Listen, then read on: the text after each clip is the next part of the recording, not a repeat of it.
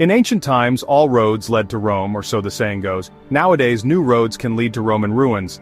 During construction on an alternative route in central France, salvage archaeologists unearthed a sprawling Roman villa complete with a stately garden, a fountain, and an elaborate system of underfloor heating known as a hypocaust.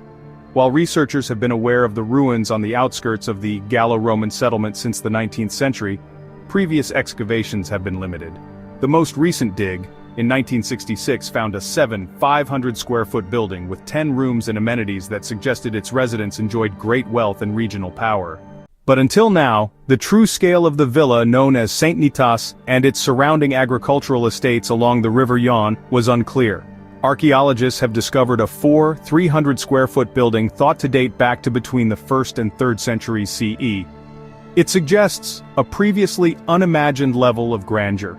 Grand villas are typified by their vast dimensions and sophisticated architectural style.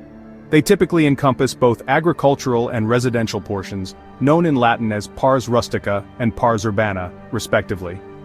In the pars urbana, grand villas tend to feature stately construction materials like marble, extensive mosaics and frescoes, and amenities like private baths, fountains, and gardens. So far, the excavations at Saint Nitas have revealed all these features and more.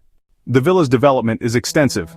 A 800-square-foot garden is enclosed by a fountain to the south and a water basin, or an ornamental pond to the north.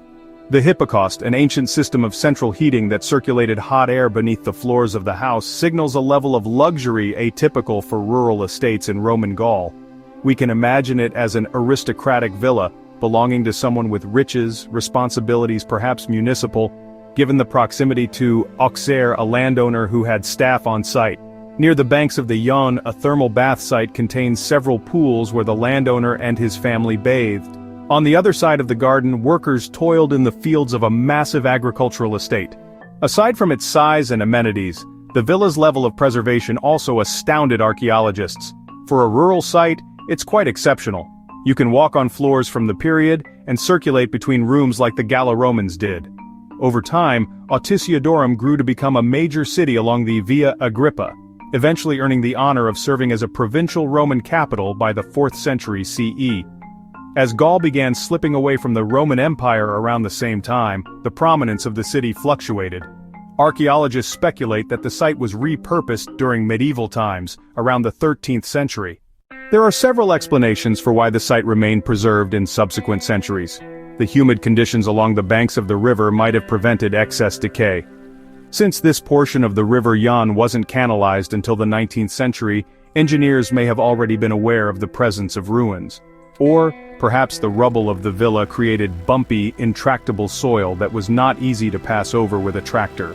While the site was briefly opened to the public on June 15th for European Archaeology Days, an annual event held at sites across the continent, excavations will continue until September, at which time construction on the road will resume.